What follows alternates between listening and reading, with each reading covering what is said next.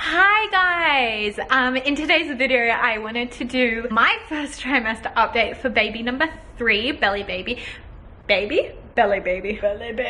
Look, I'll be honest, I have not been doing weekly updates. I have been so slack. I'm actually now 15 weeks, so I'm a little late on the first trimester update, but at least we can talk about everything that I've experienced during this pregnancy. I'm just gonna stick with trimester updates with this pregnancy. It's just how it's gonna be. So this baby, we thought we were like a lot further along than what we actually were. We got the pregnancy test, the digital one, and it said 3+ weeks, and then I had missed my period for like a month prior. I'm exclusively breastfeeding, so obviously that affects your cycle, but I thought I was like a whole 8 weeks ahead of what I actually was until I went and got my scan, and they're like, no, you're only 7 weeks, when I thought I should have been like 12 weeks. It was very disheartening. I kind of like crawled into a little bit of a hole, and the reason why I say it's disheartening was because I was very sick. So if you have been following my YouTube journey, you would understand and know that I have had hyperemesis gravidarum 2 times with Theodore and Arnhem, hospitalized both times, had to go in fluids. It was just nasty, vomiting like 40 times a day, and I could not do it again, and it was happening. And so I was just so sick. I lost 5 kilos with baby number 3, and the first 3 to 4 weeks, so from week 5 till week 8 was just hell again. I thought I had hyperemesis. However, I got onto B6 vitamins because I actually had some left over from Arnhem, and oh my goodness, Arnhem just spilled this whole bottle of water on my jute rug, and if you have jute, you know that water and jute do not mix, so that's probably gonna do a big stain. But I'm just like at the point in my life where I just don't care. So let me just move this away. Okay, so where were we at? So I started B6 vitamins, and I was actually seeing the naturopath, and she gave me this homeopathic remedy, and it actually helped, guys. For the first time ever, it actually helped. With Arnhem and Theodore, I had to be on ondansetron. Arnhem was actually worse. I was on 3 different medications with Arnhem. It was like the B6, the ondansetron, and then it was this sleeping medication that was helping the nausea. Rest of it, I think it is, but don't quote me. If you've got HG, it's like the only thing that helps is medication. None of like the home remedies help. Ginger tablets do not help. But with this baby, the B6 and the homeopathic remedies helped, which was an amazing sign. It was a sign that I didn't have HG, I just had bad morning sickness. So I was stoked about that, guys, and I was feeling more and more myself. Now, don't get me wrong, I was still vomiting 1 time a day, but from going from 40 times with my previous pregnancies, like up to 40, to 1 time, that was a win in my books. So I was just happy about that. But I was definitely very on the downside during the start of this pregnancy. I slowed down on work. I was just in survival mode. I just had to keep myself and the children alive. Luca could fend for himself, but you know how it is. He's amazing. He just like picks up the slack when I cannot physically do it. Because if you've been down that road, it's literally debilitating for yourself and everyone around you. But from like 9 weeks onwards, I was starting to feel so much better. I was getting my energy back, sort of. Still sleeping like 12 hours a night, but just feeling a bit more like myself. And it really felt like I wasn't pregnant.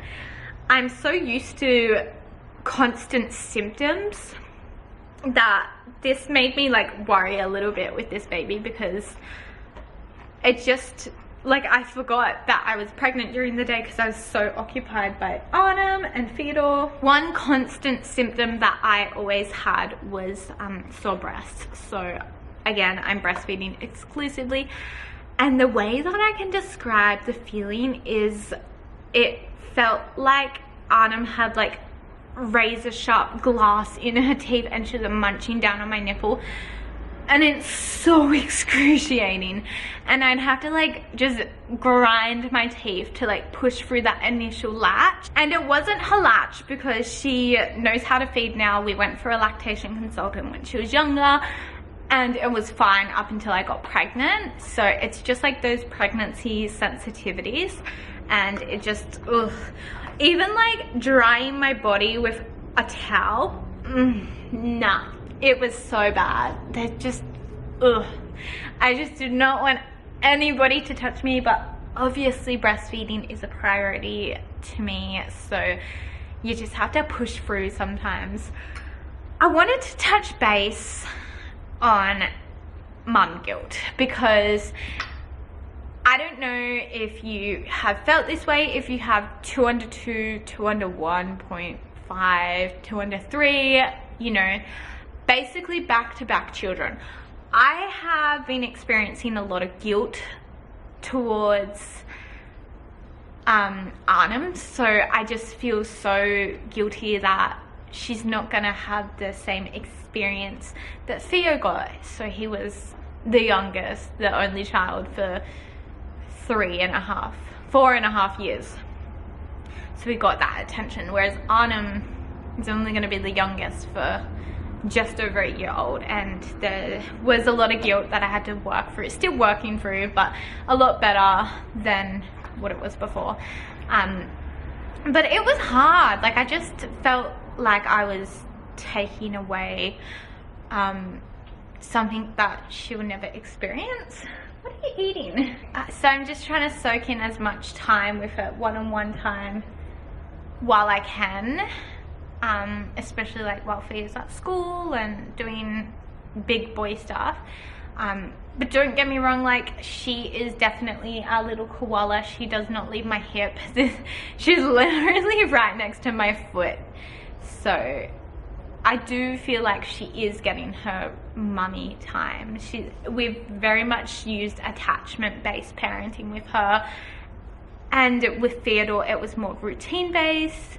Still attachment parenting and gentle parenting, but it was like routine. He slept in his own cot, he took his own bottle. Yeah, it was like much more structured, whereas Arnhem co-sleeps with us. She's always on me. I have been baby wearing her as much as I can, but then my sciatica was actually playing up, so I stopped for a while. But I actually tried it on the other day, and it was fine for like half an hour. So yeah, she's like always by my side. So I'm just taking that as it comes, and I know that she is going to adore her little baby who's about to arrive in May, and that they will have an incredible bond. But then it comes with the guilt of like Theodore, but I just know that because he's older, he'll be like doing his own thing. And yeah, it's just, there's always something to think about.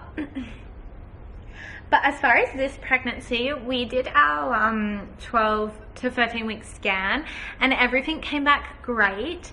Yeah, there's not one bad thing to say about that, which is reassuring. I don't think I will end up getting the 20-week scan, just for personal reasons, but everyone's different. We will be doing a home birth again, a free birth, and hiring a doula, which she is amazing. And I actually need to send her a message. But Arnhem's birth was just so incredible. I just can't wait to replicate that again. I think I will have the kids here this time, but again, I'll have to decide closer to the date. And I feel like it's one of those things that's very much feels. I will prepare Theo, and Arnhem's a baby, she's fine. I will prepare them just in case we do decide to do it. But you know, there's always that option that we might not decide to have them there. So I will show you the belly bump. And I think that is pretty much everything for the first trimester. I haven't been good at taking photos. I feel really slack, or videos, there's not gonna be a montage. Maybe we can do like a trimester montage. We'll think about it. But the baby is pretty big now. I think it's the size of a lemon, and like my belly is getting huge, so I will show you that. So this is the belly. It just looks like I've had a big meal, honestly, but the baby is coming along. I really want to try and get back into exercise for second trimester. I know we're 15 weeks in, so we're a little on the late side, but I need to like book a private physio appointment because I haven't exercised in 3 months, and I just feel like being pregnant, I'd probably need one. It's just getting around to doing it, and all my focus is on like work and Christmas, so I have been so consumed by that. But maybe we can just set some intentions in this video, and then when we come back to like the second trimester and update, then we can see if we have met those expectations. But I just want a happy, healthy pregnancy, and yeah, so exercise would be great. And maybe I need to increase my water intake because it's summer and I just forget to look after myself these days. But it's okay, we're just in survival mode. But yeah, I hope you enjoyed this video. I hope you found it really interesting, and I hope that you follow our journey. Anna was just choking. Not really, she just was gagging on some dried stuff. But it's okay, we settled it. It's all good now. Definitely recommend the Tiny Hearts First Aid Training course if you have children or pregnant, because I just feel like that is something that we should all know, and something that I really promote with my business, even though I'm not affiliated or sponsored. It's just something that I'm really passionate about. Yes, so I'm gonna end this video now that Anam is no longer choking on the dried stuff. I hope you enjoyed. Bye guys.